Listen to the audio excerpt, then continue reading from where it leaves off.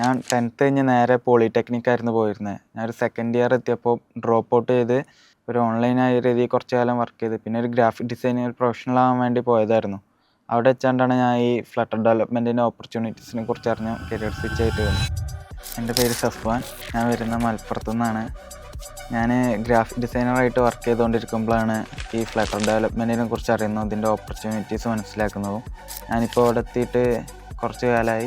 എൻ്റെ ക്ലാസ്സെല്ലാം കഴിഞ്ഞു, final project കഴിഞ്ഞ്. അപ്പം ചെയ്തിരിക്കുന്നത് ഒരു ക്വിസ് ആപ്പാണ്. ഞാൻ തന്നെ UI ഡിസൈൻ ചെയ്തതാണ്.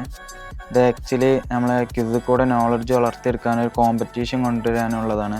ഇതിൽ ഇപ്പോൾ ചെയ്തിരിക്കുന്ന 5 കാറ്റഗറീസാണ് വരുന്നത്. General knowledge, music and poetry, geo politics, astro science and ഹിസ്റ്ററിയാണ് ഇപ്പോൾ വരുന്നത്. ഇതിൽ തന്നെ ഇരിക്കണമെന്ന് തോന്നിക്കാൻ വേണ്ടി നമ്മൾ ലീഡർ ബോർഡ് ഉണ്ട്.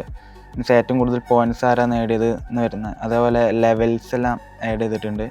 ഇതിലോട്ട് ഫ്യൂച്ചറിൽ കൂടുതൽ ഗെയിംസ് എല്ലാം ആഡ് ചെയ്യാനാണ് ഉദ്ദേശിക്കുന്നത്.